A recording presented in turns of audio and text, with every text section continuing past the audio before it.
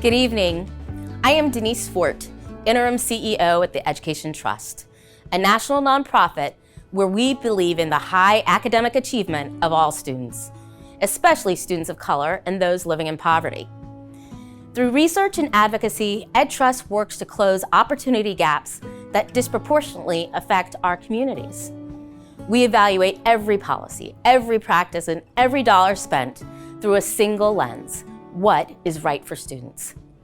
In a moment, you will meet a number of incredible students from the Education Trust Network. They live in Michigan, New York, and Tennessee, and each student has a powerful story to share.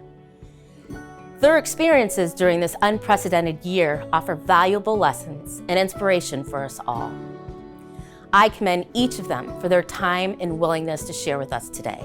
I am especially honored tonight that our students are joined by the U.S. Secretary of Education, Dr. Miguel Cardona. On behalf of the Education Trust, I thank you for being here today and for your relentless commitment to make schools a place where every student can thrive. I'm also grateful to share this space with Chalkbeat and value their dedication to ask the hard questions and really get to know the communities they write about. Thank you for your partnership. Enjoy the conversation, and thank you all for joining us tonight. Good evening. My name is Nicole Avery Nichols, and I am the editor-in-chief of Chalkbeat. Chalkbeat is a nonprofit news organization dedicated to telling the diverse story of education in America. At this point, we all must acknowledge that the coronavirus pandemic has upended every aspect of our lives, including our schools. As journalists from local bureaus across the country, Chalkbeat has told the stories of children who have been called to learn in the midst of the most trying and frightening circumstances. We have also documented the journey of educators, administrators, and school staff who have learned new skills to make pandemic-era education a possibility. But the story is far from over. When schools open again next fall, there will undoubtedly be new challenges and hopefully new opportunities. Thank you for tuning in this evening for a robust student-led conversation that touches on some of the key issues facing students and schools across the country right now. Before we start, we would like to thank the U.S. Secretary of Education, Miguel Cardona, for participating in this event and sharing his thoughts on some of these pressing questions. We also want to thank our event partner, the Education Trust, and the amazing student panel that they assembled. And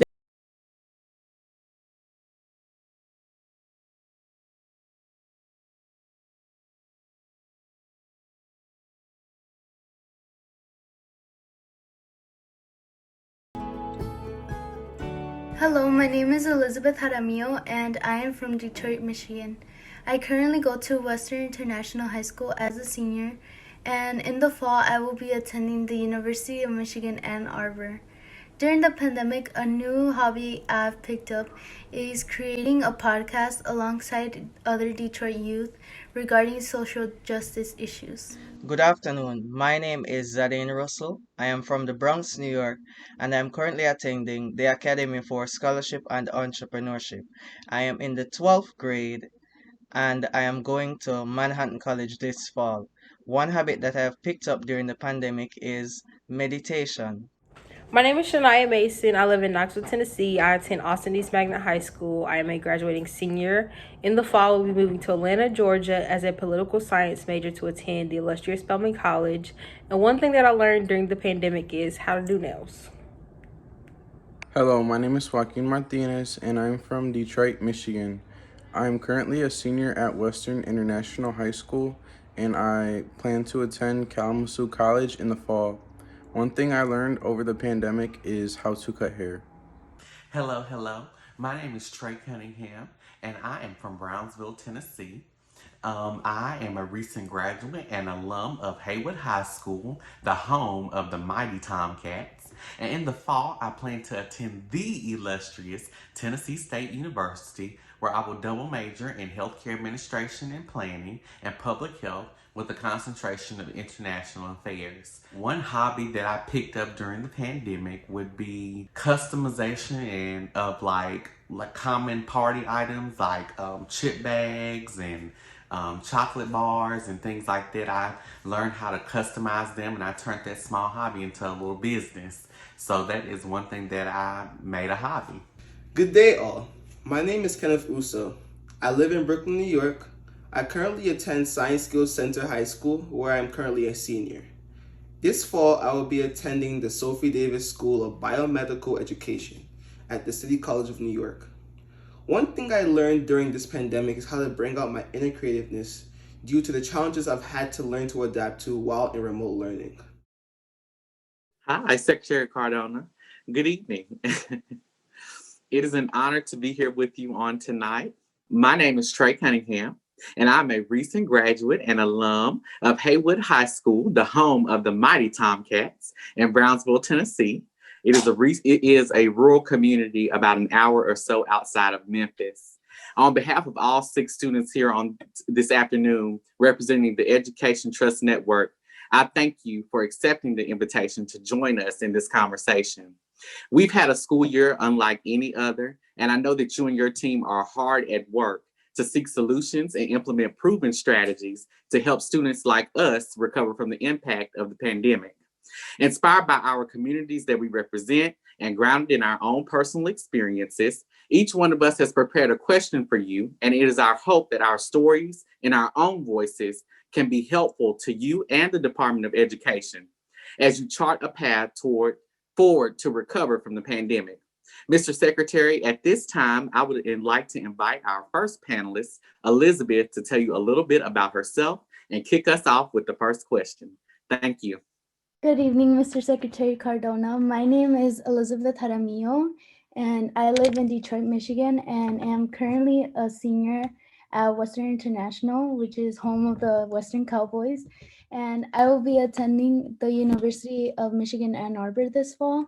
And firstly, I would like to thank you and the rest of the Biden administration for working so diligently on ensuring that undocumented students are receiving pandemic aid, especially during this time. And I come from a predominantly Hispanic and Latino community, which is why the issue of sanctuary schools is so important to me. So my question for you tonight, Mr. Secretary Cardona, is what steps do you think are necessary in order to identify all U.S. schools as sanctuary schools in America, especially during this time where school is at home for a lot of us? Thank you, Elizabeth. I'm so honored to be with all of you, and I look forward to a great conversation. It's the highlight of my day to be able to sit and talk to students today. So thank you. Y sí, yo también vengo de una comunidad latina donde hay muchos hispanos y sé la importancia de la escuela para los niños. I too know the importance of schools being safe places for students. And as you mentioned, the American Rescue Plan is intended to provide the resources so that schools can do what they do best. And that's build a sense of community and a sense of a safe place for students to be and get their needs met. And by needs, I don't only mean their academic needs, but their social and emotional well-being needs as well. And as we saw during the pandemic, we saw students that were hungry. So we had to take care of their hunger needs, right? There were students that were dealing with loss. We had to take care of those needs. So my hope, Elizabeth, is that as we move forward, we ensure that not only do we have the resources, but we have the training and the capacity and the design for all schools to be safe places for all students where all of their needs could be met and schools could serve as a hub for their entire community. Because as you mentioned, schools are those places where you go to, where you feel safe, you feel comfortable, supported. That has to be our goal in every school across the country moving forward. And I know we're working hard to do that, and I know our educators are too. So that's my hope that we'll get there very soon. Thank you. Thank you so much. Good evening, Secretary Cardona. My name is Kenneth Uso. I live in Brooklyn, New York, and I'm currently a senior at Science Skills Center High School. The school I'll be attending this fall is the Sophie Davis School of Biomedical Education in Harlem, New York. I would like to thank you for this amazing opportunity to discuss the challenges students across America have been facing. Also, for the efforts of the Biden administration towards ending this pandemic. Throughout this pandemic, many students have been struggling with the completion of their assignments, causing their grades to decline. Personally, I've been seeing this in New York City, where many students are receiving NX grades, which is jeopardizing them from either graduating or moving on to the next grade. So this leads me into my question. How does the US Education Department plan to close the educational gaps from over a year of online learning? Thank you so much, Kenneth, for that question, that insightful question. And just yesterday I talked to Chancellor Porter, and I know in New York we have folks that want to make sure that we do everything possible to meet the needs of our students. And you're absolutely right. This year was so disrupted, which means that getting assignments in or getting completion when there were other basic needs that were had to be met was more difficult for students. And what it resulted in is students having grades that are either incomplete or toward the end of the year now, trying to catch up on things so that they can graduate or get the credit that they've worked so hard to get. So what I say to you is we have to be creative to make sure that we're meeting the needs of our students, that we're meeting our students where they are. Let's face it, and you know this better than I do, many of the students are dealing with things at home that they weren't dealing with before because of the pandemic, right? Many of our students, especially in very densely populated communities, are dealing with loss of family members or job loss from loved ones. And it's been really difficult to handle some of those things that we maybe took for granted before the pandemic. So for our students, they've had extra pressures. What we're going to do to support our students, as I said before, the American Rescue Plan provides funds for additional resources, strategies in districts, such as, it could be after school support and tutoring or a smaller class size to help accelerate the learning. We worked really hard to launch a summer learning collaborative where we want all students to have an opportunity to engage in summer learning to address some of the learning loss. But just as important, Kenneth, is the loss of that socialization that a lot of students experience. You're a senior? Yes, I'm currently a senior secretary. Yeah, so I have a junior and a freshman at home, and I know how important that being around their friends and being around their teachers was for them. So we have to make sure that as we're reopening schools, we're not only giving students an opportunity to recoup whatever was lost from an academic perspective, but giving them experiences to engage with their friends and gain on those social opportunities that were missed, things like prom, graduation, experiences with their friends, because that's just as important, in my opinion, for the recovery, is for students to feel re-engaged, not only with their teachers, but also with their friends. I agree. Thank you, Mr. Secretary. Nice talking to you. Good afternoon, Mr. Secretary Cardona. I want to thank you for taking the time out of your day to speak to each and every one of us. My name is Joaquin Martinez, and just like Elizabeth, I go to Western International High School in Detroit, Michigan, and next fall I will be attending Kalamazoo College. I was fortunate enough to have joined different organizations that help students in urban areas discover next steps leading into college. Unfortunately, not all of my classmates were able to receive these same opportunities, and without any experience or help, they are expected to navigate their way to the college system and throughout it. My question to you is, what are ways we can support urban schools and organizations within the schools so each student has an equal opportunity to explore next steps into the real world? Thank you for that question, Joaquin. Very nice to meet you. And I love your background. I'm a 49ers fan, so that looks like the Golden Gate Bridge behind you there. So I like that background. You bring up a good question, though. The president talks about building back better, right? And what he means by that is, when we're done with the pandemic, how are we addressing issues that existed in education before the pandemic? How are we addressing it now so that when we build back, it's better than what it was before the pandemic, right? And you brought up a good point. unfortunately, for many students, navigating the pathway to college is difficult, and it's new and foreign to them. I myself was a first generation college student, Joaquin, and I'll be very honest with you. When I first went, I struggled with picking courses. I didn't know what to do. I came from a technical high school where my courses were picked for me in high school because I was spending half of the school year in a shop. So when I got to college, I didn't have a lot of those skills that maybe someone who had an older brother, older sister in college had. Nor did I have somebody that I could call in my family and say, hey, how do you do this? Because I was the first one in my family to go to college, right? So I had to rely on whatever the system had to support me along the way. And one thing that I'm going to tell you, Joaquin, and you're on this call for a reason, right? You have voice and you have to demand support to get to your goals. But we need to do a better job. When we build back better, we need to make sure that we have very clear pathways to college, career, two-year colleges, certification programs, so that students like you explore in high school and try like internships or try credit-bearing courses for college. And then early on, start having some of those connections, junior, senior year, to those colleges that you're thinking about so that you could see what the pathway looks like. I'm gonna make it my responsibility, Joaquin, to make sure that there's a better connection between high school and college. I think for far too long, there's like a gap there that was created by adults, and we have to address it. Because from the perspective of of those students we serve, it should be a little bit more connected, right? There shouldn't be a gap, especially if you're a first generation student going into uncharted territory. You shouldn't feel like you're alone, right?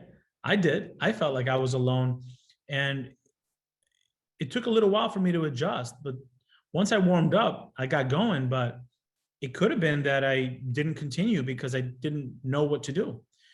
So I hear you. I experienced that myself, and I want to make sure that we're doing more to connect the dots between high school and college by having some specific things, Joaquin. Maybe having college and career counselors be more prominent in schools. Again, some of this American Rescue Plan money could be used for that. I really believe we should be thinking about having colleges in our high schools. So why not have a 2-year program in your high school for those students who are really ambitious, who say, I want to get my associate's degree when I graduate high school. Let's make it happen. You know, if there's a field that you're interested in studying, why can't we think about creating a pathway to a 2-year or 4-year program right in the high school? You know, so senior year electives could also give you some college credit, right? We have some of that, but I think we could do more. And I'm looking forward to doing more, Joaquin. Thanks for the question. Thank you. Thank you once again for taking the time out on this this afternoon, to discuss with me and the other panelists on some of the critical issues that education faces here on today. As I said earlier, my name is Trey Cunningham, and in the fall, I plan to attend the illustrious Tennessee State University.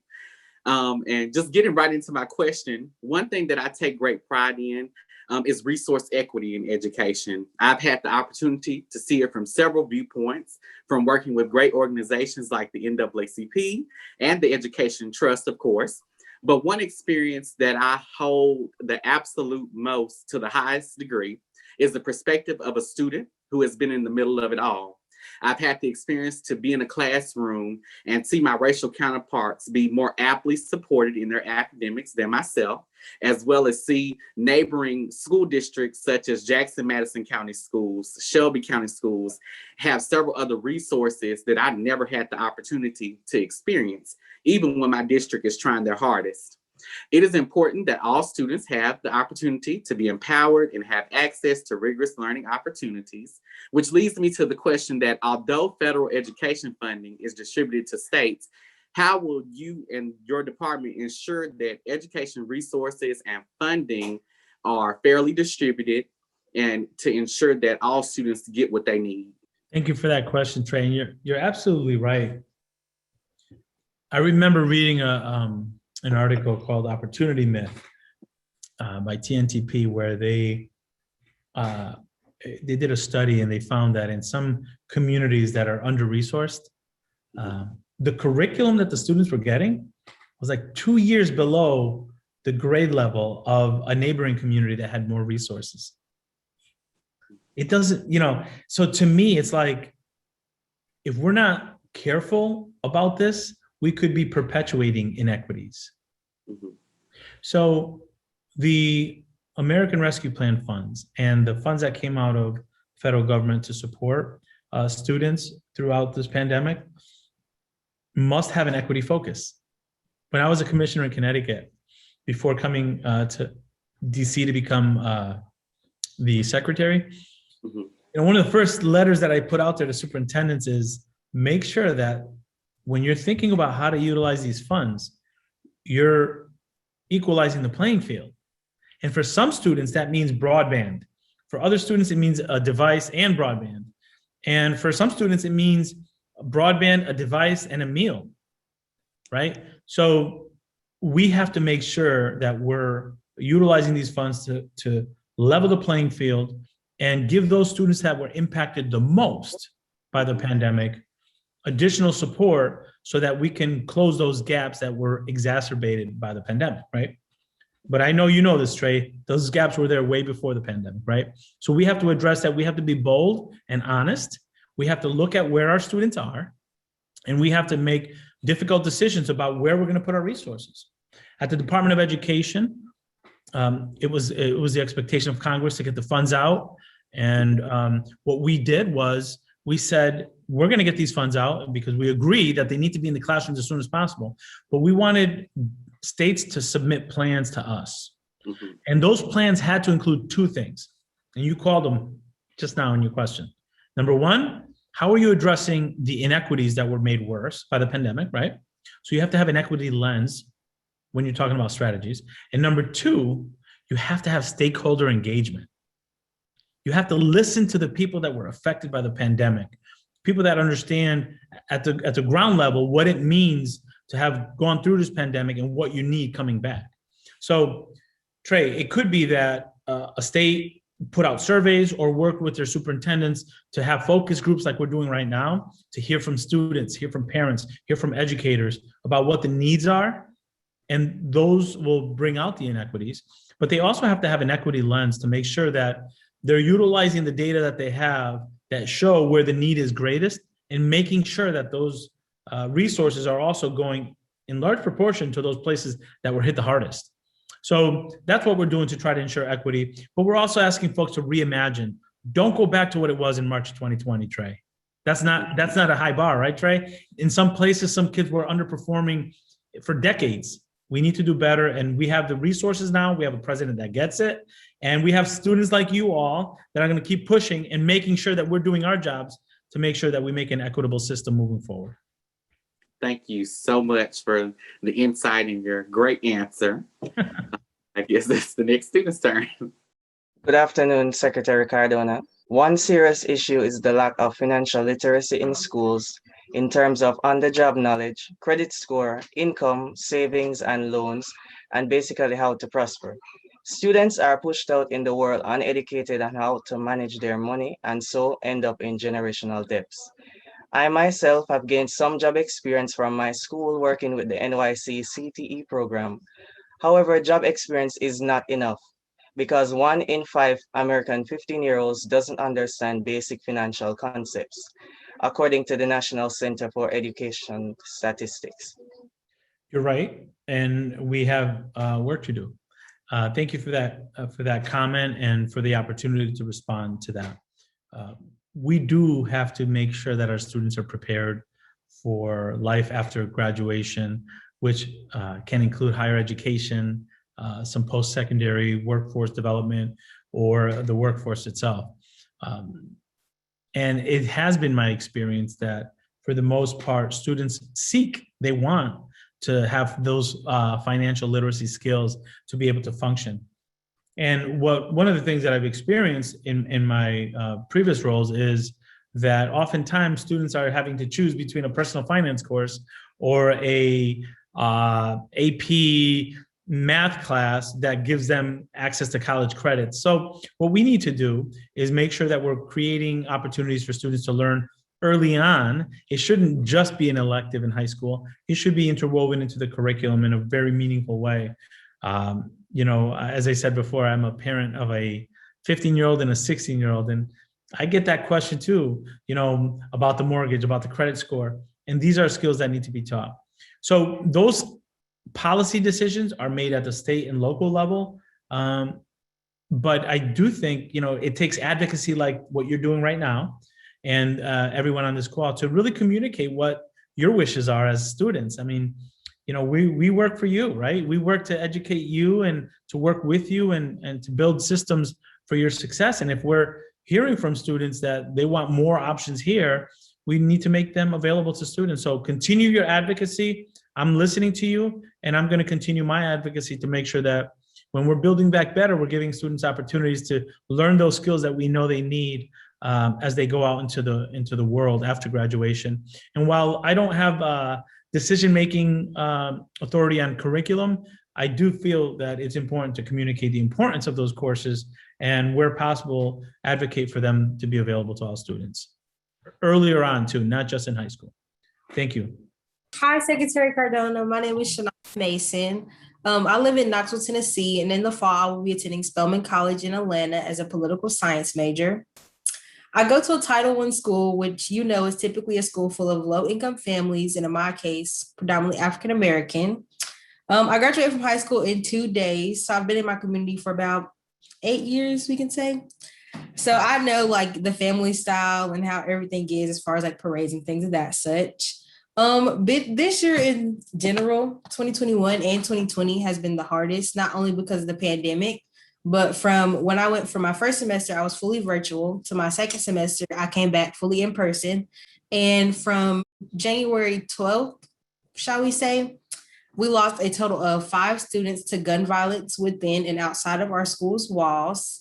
So my question to you, sir, is what allowed you to feel safe inside of school, and how do you think that differs from modern day? Well, let me tell you, first of all, I went to a Title I school too. I remember going to that Title I school, and I remember the need in this school, and I was one of those students that had need. And I'm proud of the fact that because of those supports, that school is currently a Title I school and gets a lot of funds. I got the support that I needed. I got the education that I needed to be successful. So your question was about what's the difference between schools when I went to school and today? Yes, sir. What made you feel safe versus how do you think that may differ as a student in modern day? Yeah. When I went to school, it's always about relationships, Shania. Whether it's then or now, it's about relationships. You need to feel that there are people that care for you, right? That emotional safety is critically important. Physical safety is also critically important. And, having served as a principal when there were sadly school shootings and massacres, even 30, 40 minutes away from where I was principal, I experienced firsthand what it's like to think about physical safety in a building. And we took safeguards then, and there still exist now. Throughout the country, our schools have safeguards that we didn't have before. I was an educator when 9/11 happened, and I remember the changes to our schools then. So there are efforts underway to make sure schools are safe for students physically, but I also want to focus on the social and emotional health of students.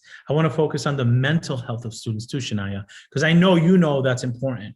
And for us, when we experience loss, there's processes that happen in our minds that we need to kind of explore, and we need to be able to discuss with someone. So for me, it's critically important, Shania, to make sure that our buildings are safe, that our doors are locked, that people that should have access, and that there's safe spaces for students. But I also think that once you're inside the schoolhouse, we need to provide access to supports for our students, for that mental health and emotional safety that our students need to thrive. And then we have to have nurturing relationships in schools. Every student needs to have someone that cares for them and that they know cares for them. That's how your bandwidth for learning. Another great book I read was bandwidth recovery. And it talked about what students need to be successful. It was by Shiva Sheldon. And what they found was you need to have an environment that you feel welcomed, you feel safe, and you feel connected to somebody. So for me, it's about the physical safety, but also the emotional safety. Nice to meet you, and good luck to you. Good luck to you in school. Thank you so much. Well, Secretary Cardona, that kind of wraps up our interview portion, but we want all the students to come back on and have the opportunity for you to ask us any questions that you may have for us. So the question that I have is, I think I know there's about 5 minutes left. I want to ask a question, and I'd love if you could be succinct, maybe 30 to 40 seconds, so that I could hear the voices of all the students on the call. So I'm the Secretary of Education. My job is to make sure that we're supporting our students across the country. If there was one piece of advice you would give me to make sure that I focus on this particular piece of advice in order to make the country better, what would it be? And Trey, because you've been a phenomenal moderator, I'm gonna let you do the tough job of calling on students. 30 to 40 seconds, what can I do to make education better across the country? Go ahead, Trey. So are you starting with me or do I need to call on somebody? Trey, listen, I'm gonna start and end with you, so you go. Okay, well, one thing I would say, especially centered around education, I would say, as the Secretary of Education, I'm sure you're doing a great job of this already, but just to make sure that all teachers and you know, I know you have people, it's a chain of command with everything, but just to make sure that all school districts in the United States, all education professionals are well equipped to deal with diversity issues, to deal with those issues with resource equity, and just to know, like, you know, have milestone goals about, you know, each individual school district needs to have milestone goals to make sure that they're succeeding and make sure that they're making strides to make their school districts more positive and better for students of color, not only students of color, but all students, because, you know, everyone deserves access to a quality education. So I think that would be my piece of advice. Thank you, Trey. And I'm going to pass it to Zidane. Thank you, Trey. One piece of advice I would like to give to Secretary Cardona would be, you listen to your children, because they seem to have the same questions and ideas that I have. So that's one piece of advice. I think my daughter and my son would agree with you. Thank you.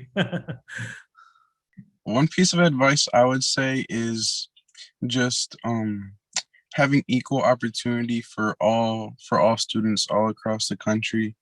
Going back to what I was talking about earlier, the urban city students need a lot more than what they're getting right now, and I would just say trying to make things a little more equal for all students around the country. Thank you, Joaquin. Thank you. Kenneth? One piece of advice I would give you, Mr. Secretary, is to try to push the implementation of more programs to have you be able to earn like some kind of college credit or a college degree while you're in your high school, because I heard that you mentioned it. And I found it very funny because I had mentioned it before back when I was in like my freshman year. I thought it was a great idea, but I didn't know who to tell it to. So I would hope you to like push that idea further so it could benefit other students. Kenneth, I'm on it. All right. I agree with you there. Thank you, Mr. Secretary. And Shania?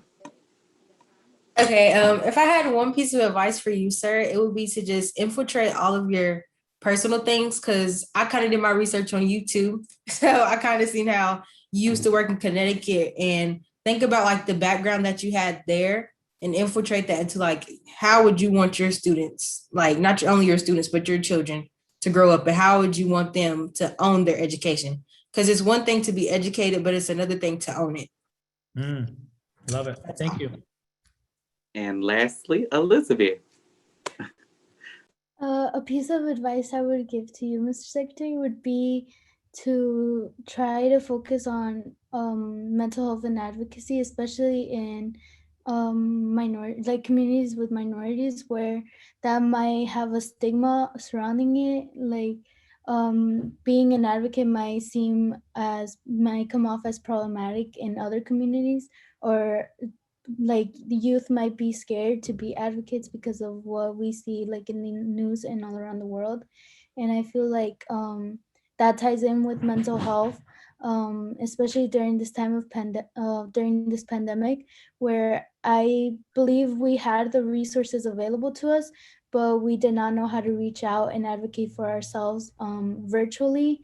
And it was very hard to find that connection, even though we had all of this help being like given to us, but we didn't know how to take it. And I think that was something like that we really needed to work on.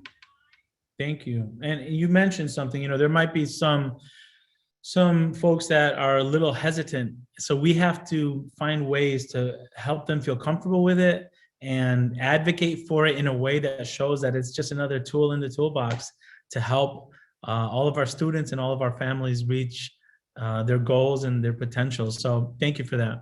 I think that was the last one, right, Trey? Yes, sir. And we just want to say thank you once again. It has been a privilege to speak with you about the issues that matter most to us. At this time, I would like to introduce Miss Sarah Darville. She's the managing editor at the Chalkbeat, and will continue the rest of this conversation. Thank you, everyone, for being on the call. Thank you for the questions and for your advocacy and your leadership. I really enjoyed talking to you all. Thank you.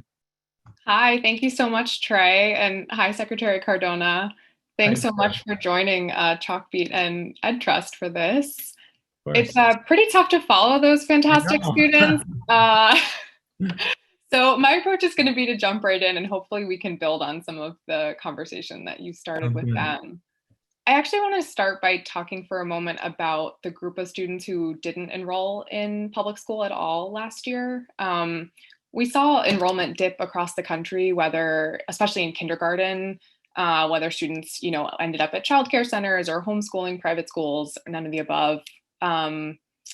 What's your message to families right now deciding whether to opt back into traditional public school? And are you expecting those numbers to rebound next year? Thank you. First of all, nice to meet you and glad to be with you. I remember experiencing that when I was commissioner in Connecticut, and we found that we had about 15,000 students less. And what we found is about half of that number were 4-year-olds and 5-year-olds. And, in August, we were in a much different place in terms of spread and, where we were with the pandemic. So I believe families made the best decision based on the facts that they had at that moment. And in many cases, they felt that due to safety issues or the difficulty of adjusting schedules for hybrid models, that the best decision at the time was to bring students back.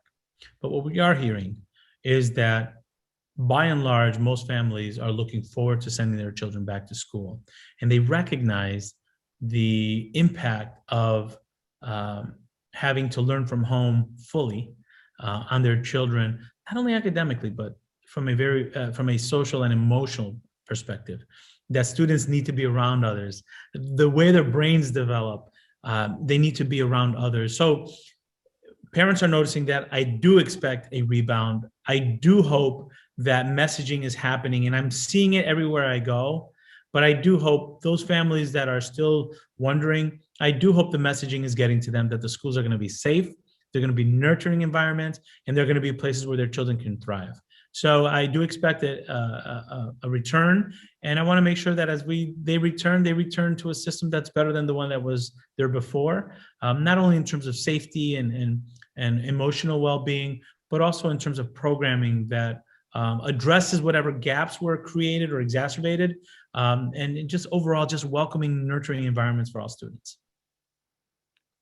So building on that return, obviously you've spent the first months of your tenure pushing schools to reopen their doors. Obviously, another trend we've been watching, and it's been true in the school systems where the students you just talked to go to school, there has been a big share of students who've continued to learn from home through the whole, through the rest of this school year. And I wanted to ask you about what we're hearing from a lot of school districts about next year, that they are going to offer a full-time virtual option for families that want it. And particularly if whether that concerns you given the trends we've seen, particularly in terms of families of color opting for virtual learning at higher rates, or if you feel like that's an appropriate choice to offer all families if they feel like they need it. Yeah, it's a great question, Sarah. And one where I feel, first of all, I have to preface it by saying, it's critically important that the local and state officials are the ones making those decisions. They know their communities best, they know their students best. And Sarah, we really have to balance, we talk about innovation and providing flexibilities and options and building back better. And for some students, a small number of students, they prefer the remote learning, or they learn best that way. I'll say that, and then in the same breath say that my fear is that the students that need the in-person the most would be students who would either select or be required, or be not required, but take the fully remote option and not get the supports that they need.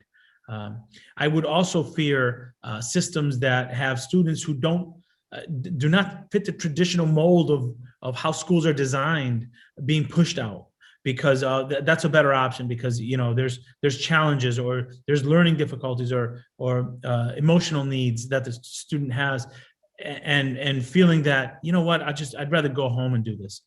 Our schools need to meet the needs of all students every day. And we need to make sure that our schools are places that are equipped with the tools, the resources, the training to meet the needs of all of our learners. I want all students to have an opportunity to learn in person every day in the fall, and that should be the default. If there are creative options, I think we'd have to be very careful not to create a system where some students are learning in the schoolhouse and some students that maybe didn't find the schoolhouse a place where they felt welcome, feel that they're better off not learning in the school. That would be detrimental, and I think that would worsen gaps and opportunities for students. So my goal is every student has an opportunity to learn in the schoolhouse and wants to be in the schoolhouse in the fall, but I understand that through innovative practices, there might be options for remote learning that not only students thrive, but they prefer and are suited for.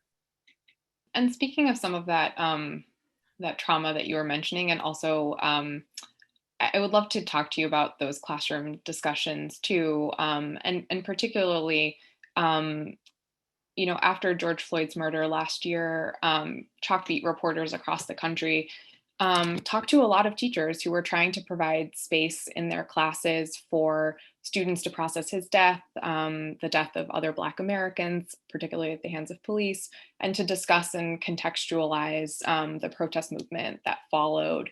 And I'm wondering what you think students need from their schools in those moments.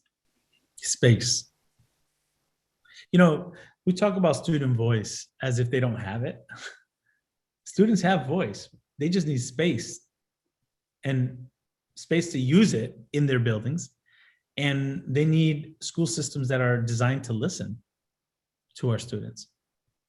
There hasn't been a movement across this country that I can think of that hasn't been led by students.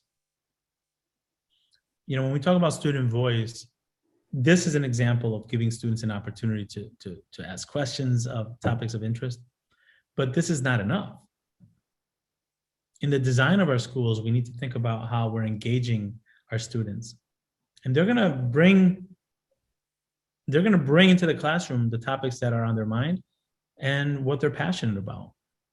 And like Shania, they might find their purpose to go into political science or follow that as a field. So I think we need to design our schools to be able to address the curricular needs that our students need to be successful, but also to provide opportunity for them to be engaged and owning the learning that they're participating in. When we talk about redesigning or reimagining schools or building back better, I sure hope student voice is a bigger part of how we do business moving forward as educators. So when we have topics, as you discussed, that they need time in the classrooms where students could process, and where we can look at the issues that they're seeing on the news every day when they get home, when they're seeing in their social media feeds every day. We can't think that as education institutions, we can block that out. We need to provide an avenue through which our students can dialogue, they can process, they can communicate what they're thinking, and they can be agents of change if they want to see something to improve. I had a fifth grade student, Sarah, interview me about 2 or 3 weeks ago. She was working with a newspaper, and she had an interview, and I asked her at the end. I said, her name is Belen. I said, Belen, how do I get on this press list? That's I know, she's amazing. And she came into my office. So she came to DC, she interviewed me outside. And then she came up to my office. I let her sit down, and she got comfortable toward the end. But I said, give me a piece of advice, kind of like I told these students. She said, instead of asking students what they want to do when they grow up, ask them what they want to change. That was powerful. To me, all of our students have voice. We just have to make sure we're designed to listen as institutions. So issues of the divide in our country, pandemic relief, inequities, what they're seeing out there, what great topics for our students to build community, build leadership. And I believe firmly that we can do this and build community in our schools. We can do this and not only have an educated student body, but also a student body that can listen to different perspectives, that can think about an issue from different perspectives if facilitated well. Isn't that what we need more of in this country? So this is our opportunity to reopen our schools, thinking about how to engage student voice so that they can have say in what they're learning, but also build those important life skills that are going to drive them forward when they graduate.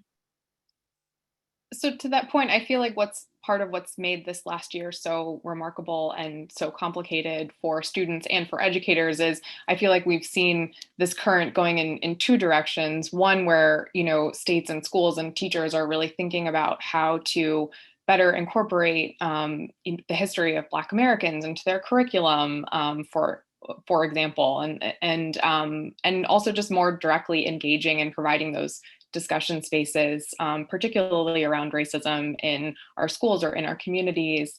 And we've also seen, I think, the current moving in the other direction where some lawmakers and policymakers have been seeking to restrict how teachers talk about systemic racism and bias. And even if what they're actually looking to limit is fairly limited, a lot of teachers are worried about the effect that could have on classroom discussion. So I'm just wondering what you make of that backlash, and do you oppose efforts to legislate the way those discussions happen inside of classrooms? I really believe strongly that we need to leave the business of educating our youth to the educators who are trained professionals on how to do this. And don't think for a second that these issues are not coming up in conversations with students. Just, ask the panel. They're watching, they're seeing it. We have a responsibility to make sure that we're engaging in what's happening in our country in the learning process. I'll say that, the Department of Education doesn't have a role in curriculum, but states and local officials do. And, I don't think we should be in the business of excluding what students are discussing or what they're seeing for fear that they can't handle it. I think they can handle it, and I think we can become stronger as a nation if we do it well. I also think that it's critically important that we think about reframing what might lead to some students being disengaged. Every student should be able to see themselves in the curriculum or hear stories of how this country was built with different folks from different parts, and how the diversity in our country is our strength. I think we have a responsibility to make sure that what we're putting in front of our kids is our history, but also the contributions of different folks in different groups and how they contributed to the greatest country in the world. And I think, as I said earlier, you can do this and build that sense of pride in our country while being honest about some of the challenges that we've had in our history and some of the things we're not proud of in our history. We need to make sure that we have confidence in our educators, number one, and that our students are prepared and able to handle this. And what better than educational institutions to do that? What about that do you think is getting lost in translation? Because it seems like there's, not everyone is in agreement on that point. Sure. Well, like everything else, I think, we have very strong opinions on either side. And unfortunately, sometimes these things become politicized. But I've been in education for over 20 years, and I know you have to provide students culturally relevant pedagogy. You have to provide students opportunities to see outside of their experience. Shania mentioned that she was in her community for 8 years, so she knows kind of the flow and the culture of that community. Well, as Rudine Sims Bishop said, many times our curriculum serves as windows into other cultures. It serves as a mirror so you could see yourself and have greater confidence in who you are, because you see that some of the important figures in history look like you or have similar backgrounds to you. And sliding glass doors where you can use through books or curriculum an entryway into another culture to experience how others experience it. And there you build the skills that you need to be successful in life. So I think, unfortunately, it's become politicized, and we got to really bring it back to where those decisions are made at the local and state level, and really trust our educators to know how to navigate the space and listen to our students, because they are also asking to learn more about, what their contributions have been in our country's development. And I think it's important that they hear it. Thanks for that. I would love to take one half step back as well. So much of looking ahead right now is thinking about how to recover from the pandemic and everything that students have been through over the last year. But one thing we've been thinking a lot about that the pandemic has almost diverted attention from a little bit is some of the discussions that were happening before about school integration and school segregation. And I was wondering if this is something you plan to work on as Education Secretary. I know President Biden has proposed some money for districts that want to take this on voluntarily. And I also just wonder if you see a role that you can play when it comes to districts that aren't interested or willing to address it voluntarily. We first have to start with why it's important. I was blessed to have been raised in a community that's very diverse. I went to schools where there was great diversity, and it really helped shape my career. Those experiences as a student, learning in a diverse community, I see the benefits of it. I want that for my own children as well. And I think we have to start with that, saying the benefits of that. And we have to realize also that it's not just a schoolhouse, right? That the diversity in a school is very much a symptom of the diversity in the community or the lack of diversity in that community. And we have to visit what causes that. What are the policies in place that create those conditions where we have schools that are not diverse or schools that are segregated? And yes, we have to be a part of that conversation. Yes, we have to be a part of the solution. And there are options within the schoolhouse or within the school systems to provide diversity. But I also think we have to look at it more holistically and make sure that we're part of the conversation around how the environment where schools are located lack diversity or lack the ability for people to move if they so choose to.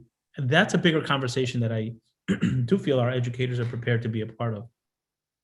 I know we don't have much time left, so I wanted to return to something I've heard you say a few times, including to Joaquin and Trey, about the path to college. In his case, that you're expecting schools to be better versions of themselves next year. You talked a little bit about that path to college piece, but I'm wondering, what else would that mean to you in concrete terms for schools to be better versions of themselves? Sometimes that reimagining talk gets really vague over time, and so I'm wondering what that looks like to you in concrete terms. I'm going to get very specific, Sarah. Okay. Now, it doesn't mean that I endorse this. So that's part of the risk here. Oh, right? You're on record right here. It doesn't mean that every district now has to take their money and do this, or that I favor this over some of the innovative programming they're going to have. But when we talk about some students being affected by the pandemic more than others, we need to be honest and bold to say, when we distribute resources and supports for our students, we have to do it based on where they are, right? So it could be that in a district, you have one class of 9 students, where somewhere else in the district, you might have 20 students because the needs of those students are greater. It means that we have broadband support for students and families in a way that engages our families better. It could mean that we have parental engagement totally different, where we have family school liaisons visiting homes, engaging those students and families who were experienced this pandemic through Zoom or through virtual learning solely, really re-engaging them. It could mean that every student has access to a museum this summer and to learning opportunities that engage them with other students. It could mean that students have access to AP courses or college credit-bearing courses like Kenneth talked about that weren't offered before because maybe that school didn't have the personnel. But through creative programming between districts, now a student can take a course in a topic that they really love because it's being taught virtually by a teacher in another school 40 miles away that has a credential in that. We need to think outside of the box. We need to continue thinking outside of the box and making sure that we're also engaging students. I talked about that. How are we coming back where student voice is a big part of the work that we do? So those are just some ways to do that. Listen, we fed millions and millions of meals in the last year to students that were hungry, families that were hungry.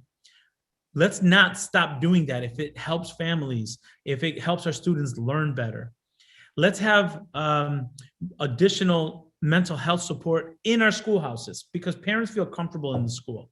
So let's have those services within our school so that when students after hours, they need that extra help, they can stay there.